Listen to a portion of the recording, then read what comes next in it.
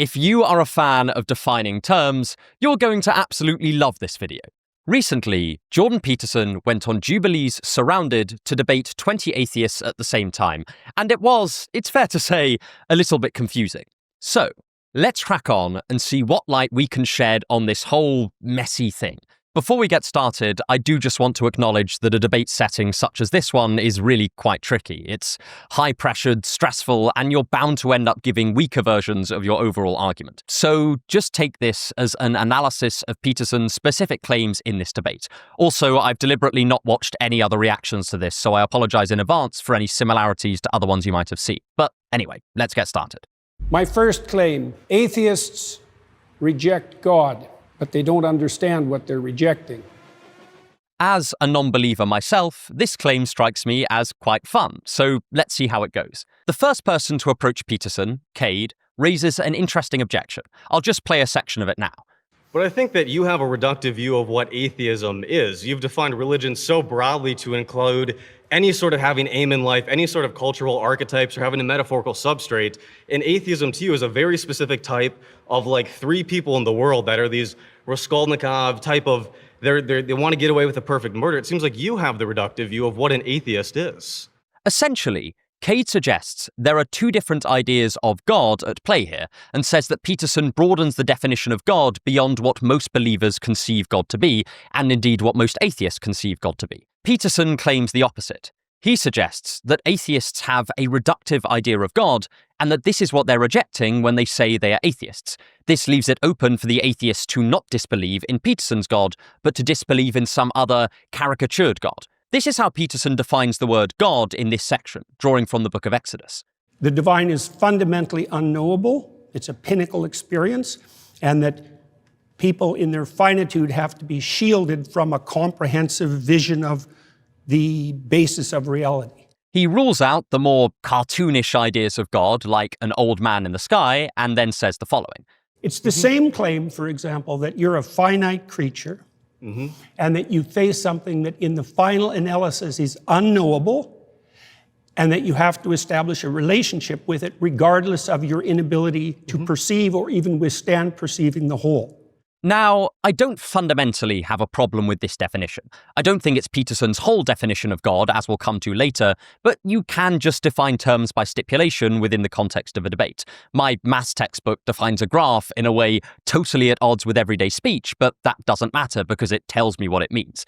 The trouble is that here, Peterson seems to want to say that there is something more correct about his definition of God. This would then justify the claim that atheists do not know what they're rejecting. They would not be rejecting this more substantial idea of God that Peterson claims to put forward. But it's not clear whether Peterson has established that his definition is in some way better. There can be good reasons to prefer one definition to another in a given context. If we assume that the basic purpose of language is to communicate ideas to one another, then we can evaluate the utility of a definition based on whether it coheres with the way the term is generally used within that context, or, as it's sometimes put, meaning is use. But under this criterion, Peterson's definition of God is pretty at odds with how most atheists, and indeed a large amount of theists, understand the term. For example, St. Thomas Aquinas famously defines God along many properties in Summa Contra Gentiles. God is eternal, incorporeal, divinely simple, all-perfect, omniscient, personal, and has free will. Sure, he says these are analogous properties and that they will mean something different when they're applied to God versus when they're applied to a human, but this is still significantly more detailed than a definition of God as merely something defined in our relationship to the infinite. Aquinas is also clear that God is not merely being itself or reality, but something over and above everything else that exists. To quote Aquinas directly, we may conclude that God is not being in general, but individual being. That is, God is defined as an individual. He's not an old man sitting on a white cloud, but his characterization is nonetheless very substantial. Aquinas sets out a clear set of propositions for his definition of God, and they've remained pretty much the gold standard for descriptions of God within Catholicism, which is the largest Christian denomination in the world. When Aquinas says, "The fool saith in his heart, there is no God," this is the kind of God he's talking about. My problem with Peterson's definition of God here is not that it's incorrect, you can stipulate definitions however you like, but that it seems believing in this kind of God is totally compatible with what most atheists state that they believe. The God that most atheists reject is the God of Aquinas rather than the God of Peterson. For example, I do not believe in God, but I would be perfectly happy to say there might be mysterious pinnacle experiences that are impossible to fully comprehend from a first-person perspective. I would just call them mystical experiences. I'm also happy to say that we are finite beings constantly in confrontation with the infinite. In our everyday lives, we are continually navigating this vast realm of infinite possibilities for our actions. We could make a cup of tea, or we could go to the shops, or we could start working on the first draft of the great American novel, or we could run off to live in Fiji. As we live, we reduce this set of infinite possibilities down to a singular set of actual things that we do.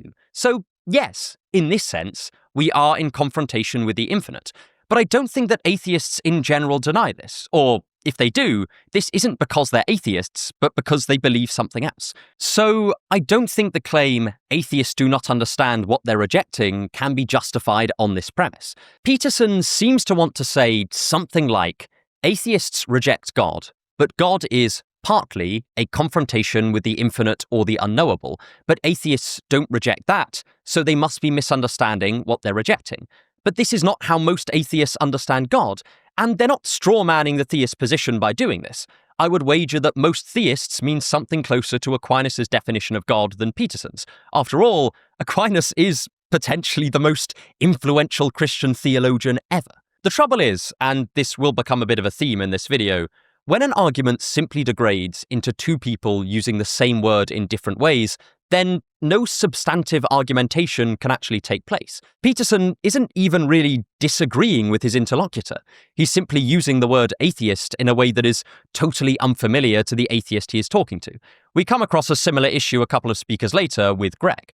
But first, if you want to avoid messy argumentation on your newsfeed, then you should check out today's very kind sponsor, Ground News. Ground News is a website and app that gathers related articles from thousands of sources around the world in one place, so you can compare how different outlets cover the same story. Every story comes with a clear breakdown of the political bias, factuality, ownership, and headlines of the reporting sources, with ratings backed by independent news monitoring organizations. Ground News are very kindly offering anyone who uses my link or scans my QR code 40% off their Vantage plan as a special deal, so I highly encourage you to snap this up. For instance, let's see how left and right-wing publications differ on a judge allowing 14 states to continue their lawsuit against Elon Musk's new Doge department. While left-wing sources focused on the power Elon Musk might wield in government, right-wing sources pointed out that the judge dismissed claims against Donald Trump himself. That is, they chose to focus on different aspects of the same story. I especially like the blind spots feed, which highlights stories that are disproportionately covered by either the left or the right. This feed just helps readers step into the other side's news reality and understand the different narratives that can shape their beliefs, such as left-wing news sources missing a small recent rise in Trump's approval rating, or right-wing sources missing the potential effect tariffs have had on the US tourist industry. I don't have a lot of time to keep up with the news, and certainly not to examine every single article I read for bias.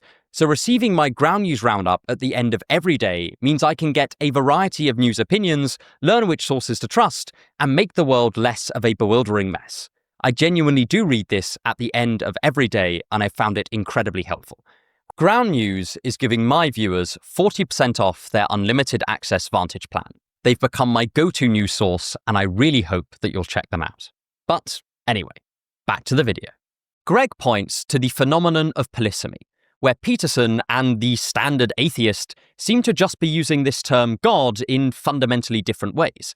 That is, they're not disagreeing, they're just miscommunicating. In response, Peterson defines God as conscience, drawing from the prophet Elijah as an example of this definition of God, in addition to Cardinal John Henry Newman, who is a very cool thinker, by the way.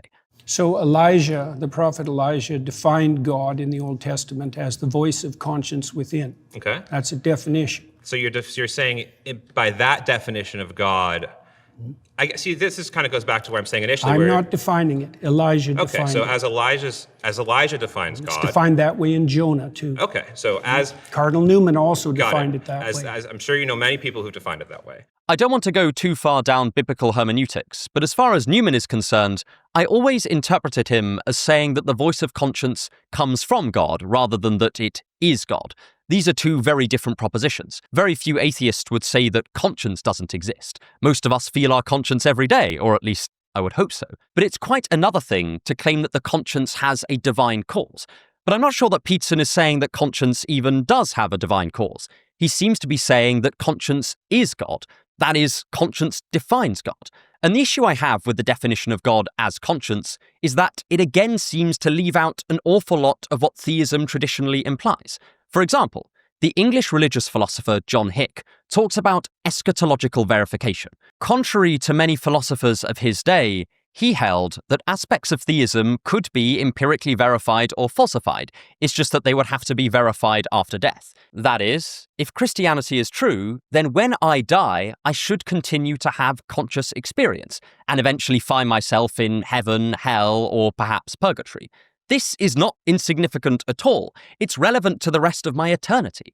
And I worry that attempting to define God as conscience would leave quite a lot of this kind of stuff out. Later in the video, Peterson himself says he can't speak to matters of eternal life or eternal suffering, but this does seem to cut off quite a large amount of what most people think is significant about religion. I don't just think this is an objection atheists would raise. It seems to reduce the significance of theistic belief for theists as well. After all, if God simply is conscience, then there probably are no atheists, except maybe psychopaths. So, at the very least, there is no substantive disagreement happening here. For the second time, a dispute about definitions has been blown up to be much larger than it actually is. Of course, as we'll see later, I think Peterson only views conscience as one aspect of God and does have a more substantial idea in mind. But then, when the atheist denies God, he clearly isn't denying the existence of conscience, but some other aspect of what is traditionally called God. And maybe Peterson calls this God, or maybe just other theists do. Again, I think that the Aquinas-style definition is characteristic of the kind of thing that atheists deny. So, the questions that I would ask Peterson here are, A, can we sit down and spell out the definitional properties of God for the context of this conversation? And B, if you and the atheist are simply using different definitions of God and actually agree on the existence of conscience or the incomprehensible, can we admit that we're not actually in dispute, but that the atheist does disbelieve in these other ways that the word God has been defined, including by some of the most influential theologians in history? That is, Peterson may have a different definition of God, but the atheist doesn't misunderstand what they mean when they say, I don't believe in God. But anyway, moving on. My next claim is that morality and purpose cannot be found within science. Right. Let's see how Peterson justifies this point, and we'll have to glue together a few different parts of the conversations to do this. Science has to exist within a moral framework that isn't in itself scientific. Scientists have to prioritize their attention towards something before they can even engage in observation. Okay. And that act of prioritization of attention is a value-predicated act. And so I can continue. There's all sorts of things we have to assume about science before it can take place. Peterson's position here, as I understand it, is that science will have to presuppose some morality or value in order to conduct scientific inquiry.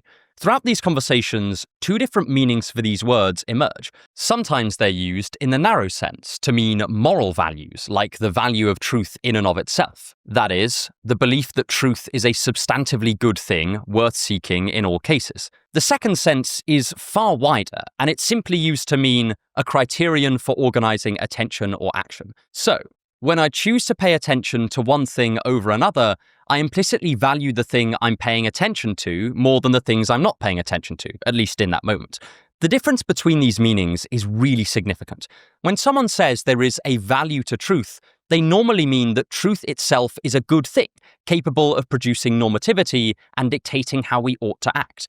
They might say we are duty-bound to study the truth, or that having true beliefs is inherently better than having false ones. This is not merely meant to be an instrumental claim about truth's utility, but a substantial normative claim that isn't relative to any agent. When Aquinas or Plato argue that beauty, goodness, and truth are all related, they are not talking instrumentally. They mean these things are capital G good. They're not simply desired, but desirable in themselves. Peterson has an extended conversation about whether science can explain morality, and again, we run into definitional disputes. Peterson's interlocutor, Brian, argues that scientific methods can uncover how morality came to be from the outside. He chooses a biological evolutionary story, which would later be supplemented by a sociological one. Peterson seems to think this is insufficient, and then they go on a long tangent about animals predicting the future, at which point Brian is kind of unfortunately voted out. I think the point that Peterson is trying to make here is just the fact that science by itself can't tell us how to live. That is, it can't explain which moral system is the correct one. I don't have any issue with this, but it seems like it's just restating a very well-known philosophical problem, the is-ought gap, the idea that we can't infer from how things are to how things ought to be. But then, if this is true, why not just say that? The is-ought gap is very widely recognized, and I think it really would clear up some of the confusion here. He later says that science rules out questions of value a priori, which I also agree with. Science is an empirical discipline concerned with predicting observations, not dictating values to us. But it's difficult to tell if this is exactly what he's getting at, because the whole point is put so obscurely. Likewise, of course, science presupposes a set of values, but I don't see why an atheist would deny this. In fact, there is a whole field of philosophy of science that looks at scientific values. They aim to answer questions like, what defines a scientific question? What is the domain of science? And what makes a good scientific theory? Like any behavior, science does have to direct its attention and prioritize some actions over others, but I don't see how this is at all at odds with atheism. We get a bit more light in the next conversation, where Peterson defines religion as the realm of value and meaning. If you're saying that morality and purpose cannot come from science, is the opposite of that true, that morality and purpose can only come from God? That's a way of defining it, yes. Okay. That's right, that's good. So I would say that with regard to the first claim, say, atheists don't understand what they're rejecting, because I would say, by definition, God is the unity upon which moral claims are based. That's a definition, right? This is a bit similar to something he said earlier in the video about atheists being more religious than they think. And he is clear that this is a definition. But the trouble is, if he's simply defining a term, then there's no real claim being made. If we define a bachelor as an unmarried man, we still haven't said anything about unmarried men. We've just outlined the way we intend to use a word. As Wittgenstein might put it, bachelors are unmarried is an empty tautological claim. Or as Hume might put it, it is a relation of ideas and not a matter of fact. However, the claim atheists are more religious than they think sounds like it's going to be a Kantian-style transcendental argument. It sounds like it will take an atheist claim and show how it actually assumes some classically religious premise at the outset. At the very least, it sounds like it's going to be about atheists. C.S. Lewis has a famous example of this, where he argues that atheists presuppose reason and that reason can only be accounted for in non-physical terms. Thus, the materialist atheist is caught in a performative contradiction. This is quite an ambitious argument, and even though I've critiqued it very heavily, it does attempt to make a substantive claim about the commitment an atheist might have to the existence of non-physical stuff. I just don't think the atheist is, on balance, committed to the non-physical stuff. But if the term religious is just used to denote the realm of value and meaning, then Peterson's claim about atheists being more religious than they think is just claiming that atheists value things. But I think that most atheists would admit to valuing things. I certainly would. And so the idea that atheists are secretly religious or secretly committed to religious ideas turns out to reference a far wider concept than is ordinarily meant by religious. It's a bit like if I said all religions are secretly atheistic, but then defined atheism to be merely a belief in the existence of material things. The statement would seem like it's demonstrating something about religions or religious people, but that would only be because I am defining atheism in a very strange way. In fact, the classic theistic premises remain untouched. Next, we have an interesting exchange between one speaker and Peterson. So do you believe in the all-knowing, all-powerful, all-good notion of God? What do you mean by believe? Do you think it to be true? That's the circular definition. What do you mean How when is you that say circular? you believe? How is that circular? Because you added no content to the answer by substituting the word true and believe. I said you think it to be true. All right. So If What's you a believe something, you stake your life on it. What do you mean by that? You live for it, and you die for it. That's what I mean by that. This is all about Peterson's definition of belief, which is kind of tricky. In the past, I considered Peterson to simply say that belief is potential action. That is, I can only believe something if that belief implies that I will do certain things. So, if I believe it will rain, that necessarily means that, all else being equal, I will take an umbrella with me when I go outside, at least provided I have one to hand. This would place Peterson firmly in the tradition of American pragmatism. But here, he says that belief is something that you stake your life on. This is such a bold claim, which, on the face of it, can seem kind of silly. I believe that my desk is here in front of me, but I wouldn't die for that belief. To steelman this point, I think that Peterson must just be talking about religious or moral belief, because otherwise I'm not sure what he's driving at. It seems like most of our beliefs are not even the kind of thing you could stake your life on in the existence-orienting way that he describes. So, for the sake of argument, let's interpret Peterson as saying that this is the right definition of belief in specifically moral or religious things. I can sort of see where this is coming from, in that I would say that someone who is certain of God's existence probably would die for that belief. And if someone were not willing to die, this is probably evidence of some doubt in God. After all, if you're going to inherit eternal life, then dying shouldn't seem like that big of a deal. I don't think that the same necessarily holds for moral claims. Someone can believe very strongly in utilitarianism, but still fail to enact it through some interfering factor like cowardice or weakness. But, that aside, we then get a thought experiment by the speaker, Parker. I'll give you an example. If you're in Nazi Germany, and it is the case that there's Jewish people in your attic and you're trying to protect them, example. would you lie to the Nazis? If I they're would have asking? done everything I bloody well could, so I wouldn't be in that situation you to begin lie? with. It's a hypothetical, and it's You not can't answer answerable. hypotheticals? No, I can't answer a hypothetical like Why? that because Did it's you eat far. today? Parker has quite a good point here, which is that sometimes there are things worth sacrificing certain moral codes for. He gives the example of saving a Jewish family from the Nazis. Peterson's eventual response here is to say that he wouldn't get himself into that situation, presumably because he would have followed his moral code up to that point, and so wouldn't have to choose between lying and saving a life. I have a couple of questions about this response. The first is that this seems exactly the kind of situation a morally upright or principled person would get themselves into.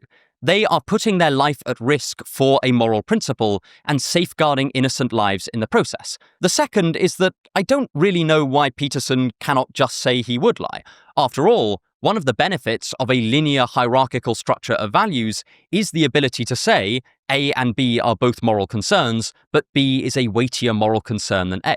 This seems to happen quite a lot in Christian theology. When Christ says, "Render unto Caesar what is Caesar's, and to God what is God's," this seems to suggest that, all else being equal, obey the law, but there might be circumstances where obeying the law would contradict God's law, and God's law must take precedence. I find this part of the debate quite confusing, because this is actually a question Peterson's moral framework can give a straightforward answer to. Peterson instead claims the interlocutor is playing games and then finishes with the following. Look, Did you eat don't today? play games. I'm not playing a game. I'm just asking Yes, if you you ate are. it. If you present me with an intractable moral choice that's stripped of context and you back me into a corner, you're playing game. I just told you Hypothetical. I would do everything that I could to make sure that I'm never in that situation. By the time you've got there, you've made so many mistakes that there's nothing you can do that isn't a sin. The trouble is, this is not what you would expect if there were an underlying unity to the moral realm. Then it would seem like this unity would be able to answer any hypothetical. This seems to be a real strength of a totally ordered hierarchy of values.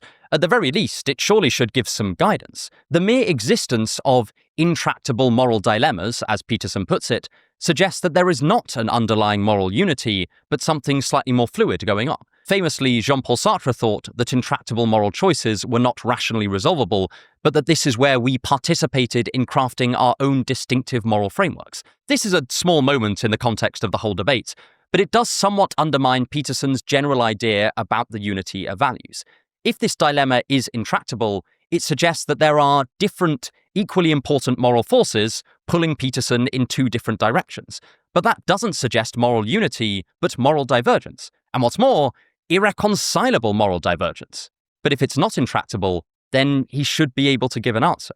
Eventually, Peterson says he would tell the least amount of lie possible in that situation. This is fine as far as an answer goes, but I'm not sure what actually stops him from giving it in the first place. If I were in Peterson's position here, arguing for his point, I would say something like this, and I'm not going to do the voice. Given that there is a hierarchy of values, we can judge in this scenario that the value of telling the truth is less important than saving the lives of innocent people. We live in a fallen world, and so we should expect these kind of dilemmas. But it's only with a linearly ordered hierarchy of values, with a firm foundation at the bottom, that we can be certain that there will be definite answers to them. On the other hand, if I were posing Peterson a question here, I would ask something like this. Does the existence of intractable moral dilemmas undermine this thesis that there is one unity to values that we can turn to in every situation? Does this not instead point to divergence, even at the fundamental level of morality? The moral dilemma Sartre uses is the following. A young student is living in occupied France during World War II and feels morally compelled to join the resistance, yet he also feels morally compelled to stay and care for his mother, who adores him and would be deeply hurt if he left. It seems like this dilemma is so much more difficult. There is only a potential good to be had fighting the Nazis at this point, since it could still be all for naught and they could win the war. But if they are overcome, then this is an extraordinary amount of good that you've contributed to. On the other hand, this individual fighter might not make much of a difference, and is it worth giving up the smaller but certain good of staying at home to look after his mother and keep her company in service to this possible good of defeating the Nazis? I think that this is a bit more plausible as an intractable dilemma, since there are just so many more moving parts. It involves loyalty to family, loyalty to country, the principle of fighting evil, and so much more. If this can't be resolved, then does it throw doubt on the moral unity idea? But anyway, here is Peterson's third claim. My next claim is that everybody worships something, including atheists, even though they might not know it. The first speaker here, Zena, is just great. So I want to start off with defining terms. Yep. How do you define worship? Prioritize. Prioritize. So almost like having a preference over something rather than the It's a other. hierarchy of preferences. Yeah. And you use it to direct your attention. Right. So whatever you're attending to, you're worshiping. First of all, Zena does a brilliant job at pinning down the key terms of the debate. Peterson defines worship as prioritization. That is, you worship something when you attend to it, and so assign it more significance than other things. He defines God here as roughly meaning foundational principle, and establishes that you can have better or worse foundational principles. He thinks that a good one is iterative, applicable to a wide range of situations, and likely to be volunteered to by many people. Weirdly, this is a little bit similar to the baseline criteria of a moral system defined by the moral relativist David B. Wong, but I don't think Peterson would want to be associated with that at all. In regards to morality, when we talk about the divine, when we talk about God and religion, these moral tenets and religion, right, and God exists as good because it is God, right? So it's self-evident, right? Without any kind of goal or output, this thing is good. Zena gives quite a theistic point, which is that surely if there is a God, then there is a moral lawgiver that can give us moral prescriptions, even independent of a particular person's end goal. But Peterson responds by saying that definitions of good are necessarily goal-dependent. But at this point, we do seem to be in some kind of moral relativism, where good and bad are defined relative to context. It's just that whereas cultural relativism tends to define these terms relative to culture, Peterson defines them relative to a goal. I'm sure Peterson himself is a moral objectivist, I just don't think it comes across that well here. Again, my issue is that I don't think many atheists would disagree that you can define good or bad relative to a goal. In Kant's work, this is called a hypothetical imperative. They include statements like, if you want to go to the shops, then you ought to take a left turn, and if you want to be financially responsible, it is good to save money each month. But one of the real strengths of religion is that it claims to give you statements about morality independent of any pre-existing aims you might have. It allows you to say, I don't care if you ultimately desire to make loads of money and all your behavior is oriented towards that. That is a bad goal. That's what I imagine the other person means when they say they want a stance-independent idea of goodness from God. Now, Peterson does say we can distinguish between good and bad gods, that is, endpoints of worship. And so presumably he does think there is some way of telling between competing moral systems. But the criteria he provides here iterability, voluntary assent, and breadth of application are all things atheists could appeal to as well. Peterson might say this shows they worship those things, but only in the minimal sense that they value them highly. This bears a passing resemblance to religious worship, but I don't think it's totally the same. When I say that I value something highly, that I is important. It retains my ownership over that worship. It's a kind of submission and assent, but it nonetheless recognizes that assent as done by me, and that I could have chosen to submit to something else without being irrational. It retains my agency and my sovereignty. Contrast this with the following statement, again by St. Thomas Aquinas. By the one and same act, man both serves and worships God. For worship regards the excellence of God, to whom reverence is due, while service regards the subjection of man, who, by his condition, is under an obligation of showing reverence to God. Here, worship is partly the recognition of God's excellence and also involves service, but notice the wording. It's not just that the man chooses to show reverence to God, he is obliged to do so. The I has disappeared. Or rather, worship follows from a straightforward acknowledgement of the fact that God is much greater than us and he is perfect. The difference between I value this and place it at the top of my value hierarchy and I recognize the pre-existing value hierarchy inherent in the universe with an omnibenevolent God at the top strikes me as extremely important. The first, any atheist like myself can agree to, but the second, only theists can agree to. We then move on to defining what makes a Christian. Here, Peterson says that to be a Christian is to view the universe as governed by a principle of voluntary self-sacrifice and also to retain an upward mobilization even in times of great despair. We get a genuinely quite helpful distinction between acting out Christian ethics and believing in Christian propositions, and Peterson says that acting out a Christian pattern is much more important than believing a bunch of Christian ideas. He talks about the notion of a noble pagan, the kind of people who were not damned to hell despite not believing in the Gospels since they lived before the coming of Christ. My question here would be, is the situation not different after the coming of Christ? For example, it is a theme amongst medieval theologians that virtuous pagans may have been a phenomenon before Christ, but in a post-resurrection world, only very few non-Christians would ever be able to enter the kingdom of God, or at least so they claim. The professor of medieval philosophy John Marraborn has argued that while many medieval theologians might allow someone like Plato or Aristotle into heaven, or at least not damn them to hell, this is largely because they didn't even have the opportunity to know Christ. We now have no such excuse, and this implicit faith idea is unlikely to exonerate any of us. So I think that this does raise a pretty significant challenge to Peterson's position. According to the medieval theologians he is citing, acting as a Christian is probably equally as important as believing in Christian doctrine propositionally, as they are both borderline necessary conditions to attain salvation.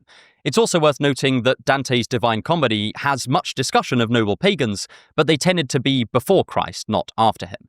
Now we're back to the claim that atheists worship something, and after some back and forth, we get the following definition of worship, which is subtly different and more expanded to the previous one.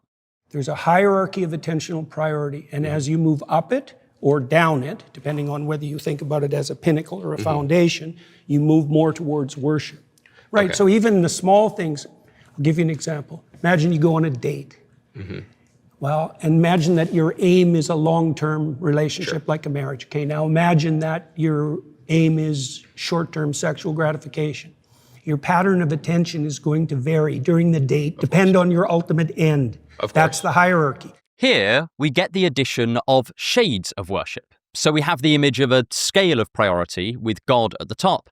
As we approach this God, we get closer and closer to worship. I don't have any issue with this in principle. I'm actually an enormous fan of using gradability in philosophy. However, I think this is yet another example of framing what could be quite an everyday phenomenon in unnecessarily religious language. I get that when a believer uses God as their endpoint of value, that is similar to when an atheist utilitarian might use the greatest net happiness as their endpoint of value, but rather than say the atheist is religious, I would just say they're both doing versions of the same everyday event, using a set of criteria to decide what they're going to do and how they're going to make decisions. You can call that religious if you like, but that doesn't make it anything metaphysical. Peterson then distinguishes between having a moral unity and being fragmented and confused. It's a hierarchy of prioritization. And there's either something at the top or the bottom, depending on the metaphor, or you're fragmented and confused. Those are the only options. So let's say you're either going in many directions, okay, or you're going in one direction. My question here would be, is there any time it is appropriate to be confused about a moral decision? Would it be a virtue for the student in our earlier example to be able to answer his dilemma instantly and confidently, or would we say he's being flippant and not grappling with the real difficulties of the dilemma at play? It seems like this emphasis on moral decisiveness could lead us to never question our moral foundations or wonder if there are any alternatives. Would this not prevent the very kind of moral change Peterson often praises, like the abolition of slavery?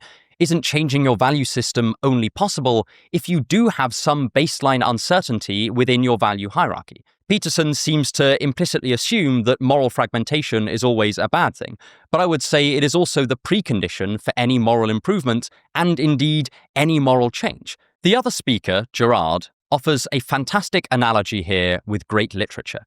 Do you think there is a hierarchy in literary quality? I think that there is a hierarchy to an extent in literary quality, but I think once you get to a certain threshold, it is just opinion. Like, I agree. Dostoevsky is better than a mag, but is F. Scott Fitzgerald better than Ernest Hemingway? I don't know. It is easy to say that Dostoevsky is better literature than a Playboy magazine, but is it easy to say he is better than Stendhal or Flaubert? Who's the better writer, Tolstoy or Shakespeare? Well, they're each better at different things. Dostoevsky and Stendhal are unparalleled psychological writers, while Tolstoy's actual writing is unbelievably beautiful, as is Flaubert's. Shakespeare is, unsurprisingly, probably the best dramatist and certainly has the most thrilling pacing. It seems we use many different criteria to define great literature, and that when we compare two authors who are comparably great but on different metrics, we do struggle to make a decision between them. We are in a literary dilemma. But I would say this does not make us fragmented or confused. It demonstrates the appropriate level of humility about judging between great writers. This underlying claim that absolute unity in values is always a good thing seems to me to be highly questionable. But if I could ask a couple of questions to Peterson here, it would be the following. What is the word worship doing here that the simple word prioritization would not? And if they are interchangeable, then in what sense is this a religious question? My final claim is that atheists accept Christian morality, but deny the religion's foundational stories. Honestly, I don't know how much I disagree with this claim. I think it depends on exactly how you cash out the term Christian morality. Oftentimes in debates like this, there are at least two definitions at play. One is the kind of loose idea of Christian morality that denotes some of the received ethical system we have today, which has undeniably been influenced by Christianity, since that was the dominant line of thinking for almost 2,000 years. But alongside this, there is the definition of Christian morality as the morality contained within the Bible itself. That is, that atheists do accept the morality in the Bible, yet deny the truth of the stories in the Bible. I could see how atheists might subscribe to the first definition of Christian morality, but I think the second is a little bit more spurious. So in 1 Samuel 15:3, God says, go and slaughter the Amalekites, slaughter the men, the women, the children, the infants. What's the justification for that? Is that in line with Christian ethics? That's a good question. This first speaker raises a pretty neat objection to the idea that our current ethical system is the same as it was in the Old Testament. He points to the slaughter of the Amalekites as just one example of how that Christian morality would differ from our own Christian morality. Peterson responds to this in a number of different ways, but essentially he ends up suggesting that God and God's commands are perfect, but we have imperfectly interpreted his will throughout history, and this is what has led to religious atrocities. Imagine something that's perfect. Sure. And complete. Sure. Okay, and it's trying to communicate with creatures who are anything but that. Sure. Well, they're going to get it wrong. Sure. Okay, now wait a sec. Do you blame that on the interpreters or the phenomena itself? As far as a theodicy goes, I think this may raise more questions than it answers. For example, it's now a little bit mysterious why God would not correct us when we misunderstand him so profoundly. Take the slaughter of the Amalekites. It is one thing to say that this was somehow for the best, or to make an active moral defense, or even to just hand-wave it and say that God works in mysterious ways, and we shouldn't expect to make sense of him all the time. But to say that the Israelites misunderstood God in that instance when they were, at least according to the Bible, receiving orders directly from him, makes it unclear why, when the massacre of the Amalekites was actually going on, God did not pipe up and let them know that they were misunderstanding him to such an extreme extent, especially considering that in the book of Samuel, Saul's disobedience to God is meant to be the fact that he spared the king of the Amalekites and took some of their livestock rather than just slaughtering them as well. I think Peterson's strongest response here would just be to say that the Israelites were not actually directly commanded by God in this way, but this is the symbolic record of what they thought was the right thing to do by their laws. Since, as far as I know, he's not committed to biblical infallibility, this response does seem open to him, so I'm a little bit surprised he doesn't give it. I also wanted to highlight this line by Peterson. Wait a sec. You said find one maxim that's transcendent across situations. I didn't say any of those words. I thought for a second he was going to say, don't threaten visiting lecturers with pokers. However, I think in some ways, the example of biblical stories is overall a bit of a red herring. My challenge would be, okay, let's admit that we, in some minimal sense, have a Christian morality, in that Christianity was the dominant religion in Europe for over 1,000 years. But if, in that time, there has been radical moral change, like the abolition of slavery or the abolition of serfdom or women's suffrage or even parliamentary democracy itself, then in what way is the Christian morality we have now the same as the Christian morality we had in the reign of the Emperor Constantine? I'm not denying that Christianity has had a profound impact on our moral history, but I think that the link to these foundational stories seems to have been mediated through quite a large amount of other causal factors, such that an atheist upholding that morality while denying the truth of its foundational stories doesn't seem on its face as necessarily a problem. Earlier in the video, Peterson claimed that these moral developments were the flowering of originally Christian ideas, and I'm not inherently opposed to this point, but I think it does need a further argument.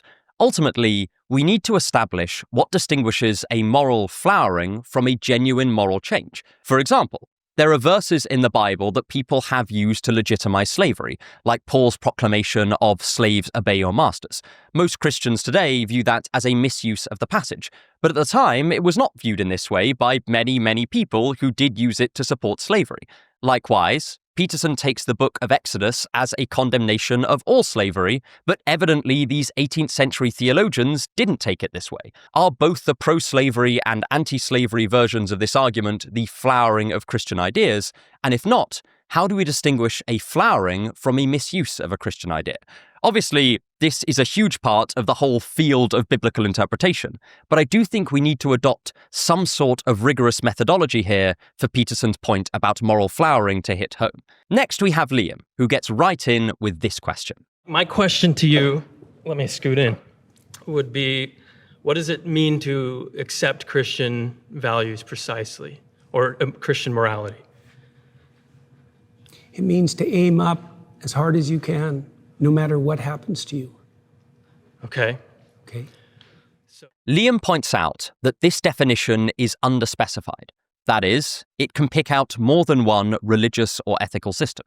So if I were a Buddhist, I would also be called to aim up no matter what happens to me. In fact, it seems like any value system is going to ask you to aim up no matter what, since it will incorporate some variant of the commandment, do the best that you can to follow these values. Peterson clarifies this is not an exhaustive definition and then follows it up with this.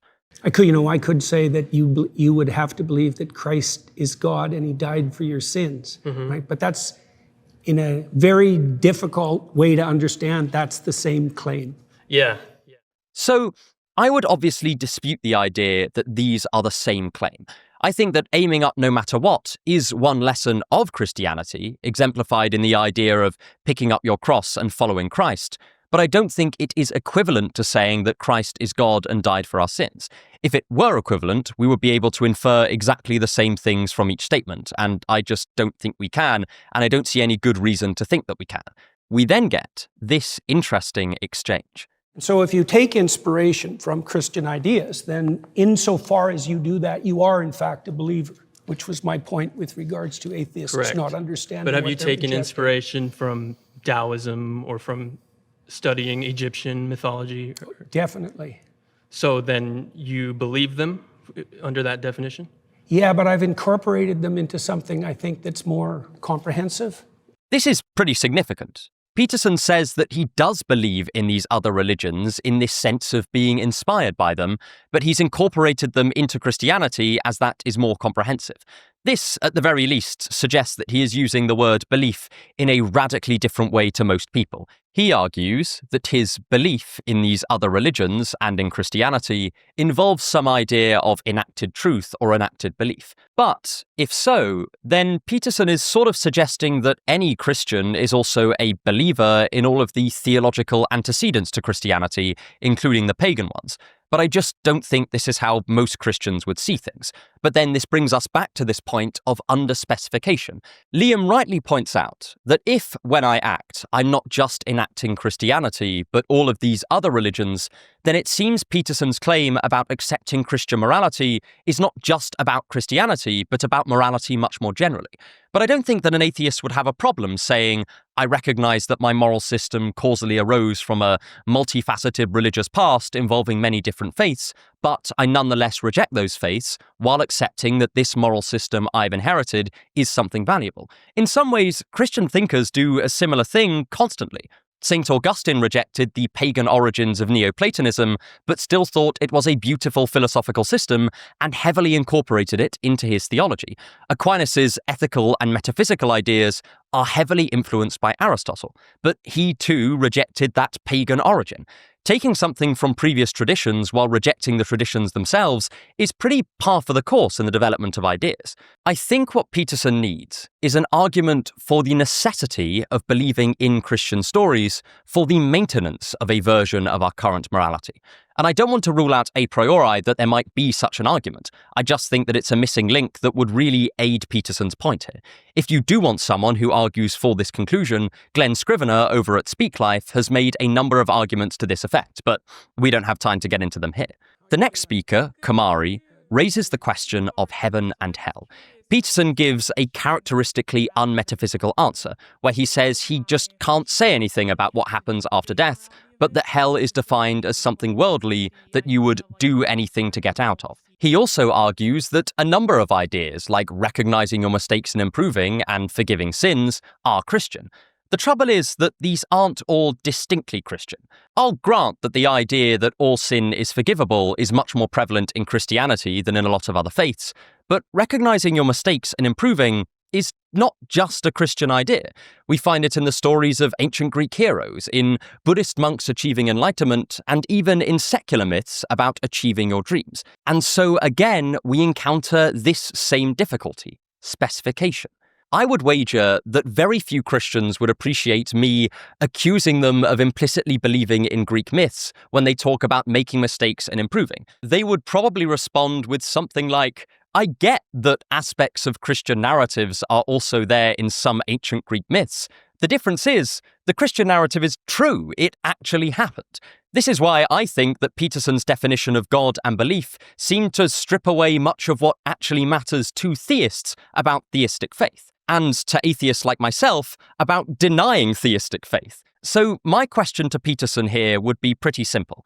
How does his definition of religious belief, where you are, in some sense, committed to all the beliefs that inspired your own, allow the Christian to uphold the first commandment, thou shalt have no other gods before me? That is, how does this notion of religious belief allow the Christian to remain monotheistic? Finally, we have the last 10-minute discussion. My claim is Jordan Peterson's framework for understanding Christianity is probably not the one that the Bible intended us to use. Zena is back with another cracking question. Essentially, how does Peterson know that his interpretation of the Bible is correct? When he says that the story of Cain and Abel, or the Tower of Babel, or the flood are meant to be meta-truths and places far less importance on whether these events actually occurred, how do we know if he is right in this interpretation? Peterson's response here is thoroughly pragmatic. He says that people have found his interpretations helpful and enlightening, and this shows that he's onto something. He later says that an interpretation being welcoming or likely to be voluntarily submitted to might be good criteria for its evaluation. This may be the case, but as Zena points out, if God exists, then what matters is not whether our interpretations of Scripture are helpful, but whether they correspond to God's will. This does seem really important if you are a thoroughgoing Christian, or even if you're just an agnostic seeking God.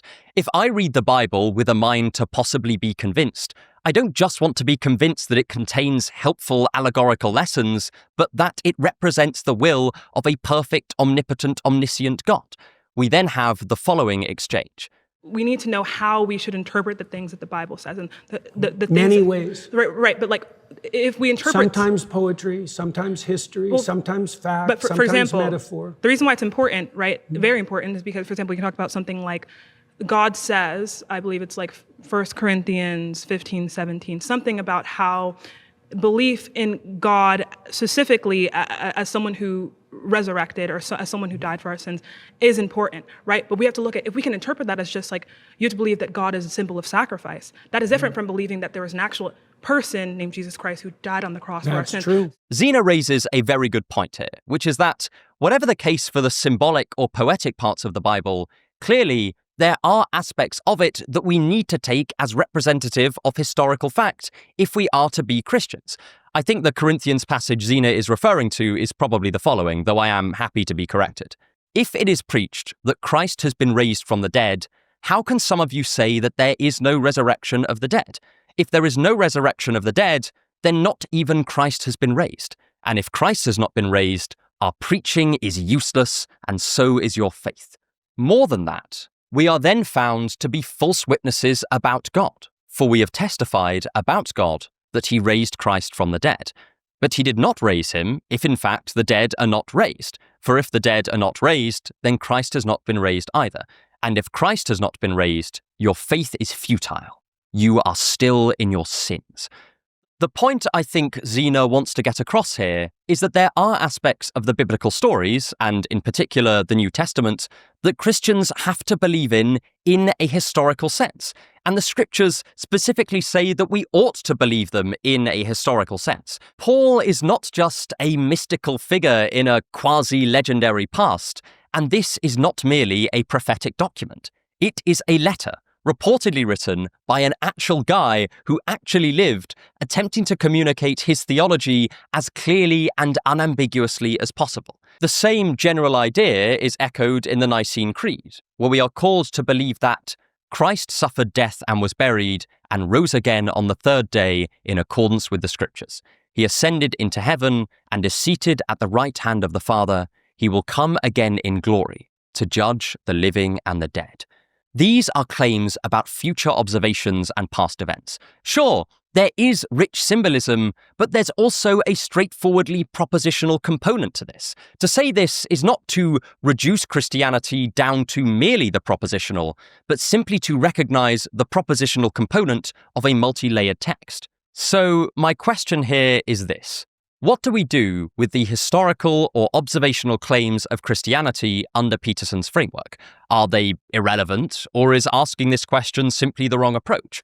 But if it is the wrong approach, then have all of these acclaimed Christian thinkers, from St. Paul to everyone at the Council of Nicaea, just been wrong about Christianity and religion?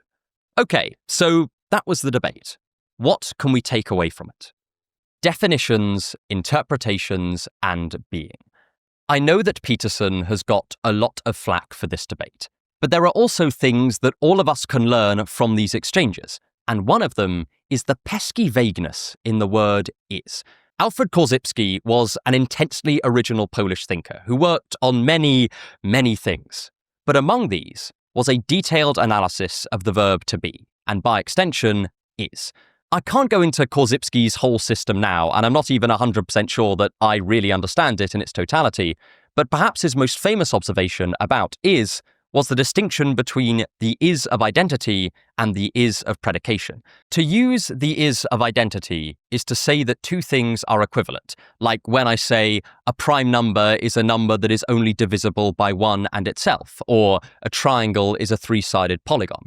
I'm not simply saying that a triangle happens to be a three-sided polygon. I'm saying that these two concepts are totally identical.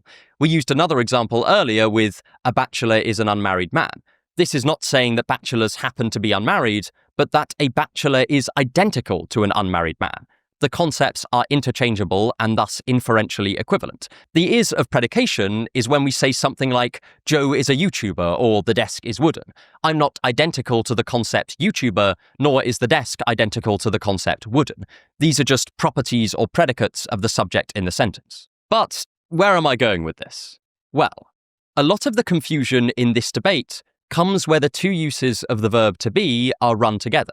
When Peterson says, God is conscience, and that's a definition, it's quite unclear whether he is using the is of identity or the is of predication. If it's the is of identity and God just is conscience and nothing more, then the whole debate seems trivial because the atheist does not deny the existence of conscience. If he is instead using the is of predication and God is your conscience and a whole bunch of other things, then the use of the term definition seems a little bit misleading, since a definition normally means that you are outlining the necessary and sufficient conditions for the usage of a term. If I said a triangle is a shape with at least two sides, and that's a definition, you would be forgiven for thinking that I meant four-sided shapes were also triangles. With this distinction in mind, the contours of the debate become a little bit clearer. Whenever Peterson uses a property to define God, we can ask, is this term identical to God, or is it just one of God's defining properties?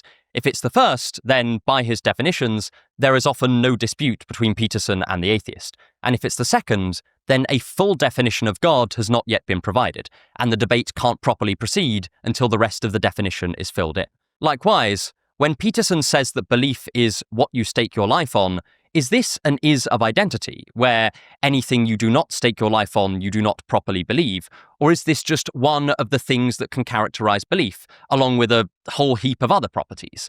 And this is really only the start of the definitional chaos in this debate. There are also disputes about what religion means, what Christian means, and whether inspiration implies belief. Each of these needs a clear definition at the outset, and for that definition to be agreed upon by all participants. I know this sounds a bit strange, but watching this debate is almost like watching someone speak a slightly different dialect of English. Peterson's usage of these terms is never so odd that it's immediately obvious that he and the speaker are talking about different things, but it also clearly does diverge from ordinary usage, and this makes any substantive debate almost impossible to have. This was one of the least productive discussions I have seen for a while. And it's not really because of the times that Peterson got angry, but just because the whole debate was chock full of so many differences in definitions that very little communication went on at all. There were a number of times where, when you get down to it, Peterson was giving a straightforward, pretty much non-religious argument, and then defining a lot of religious terminology much more broadly than in common parlance, so that he can use those terms in his argument. This is part of what gives the debate this slightly fog-like feel. The language of religion is being used to make arguments that very few people would recognize as religious. Often Peterson's arguments are something that any atheist could accept, and indeed, I accept a lot of them. And so there's often not much substantial disagreement. But at the same time, the whole context and framing of the video makes it seem like there are going to be substantial disagreements. So the whole thing has the vibe of two people shadowboxing on opposite sides of a room while the other reacts as if they're getting hit. Jordan Peterson has become almost notorious for his use of the phrase, "What do you mean by that?" And this is an excellent question to ask, but we can't just stop there. We eventually have to answer it. We need to agree on definitions and then figure out if there is any actual dispute to be had. This is part of why so many early 20th century analytic philosophers were so keen on defining terms. They were convinced that a lot of disagreements, both philosophical and non-philosophical, were simply confusions of language. And this included people using the same words in different ways without realizing it. And in the case of this debate, I think they were probably right. If you want to check out another of my videos on Peterson's work, you can catch my review on his new book, We Who Wrestle with God, right here. Thank you so much for watching, and have a wonderful day.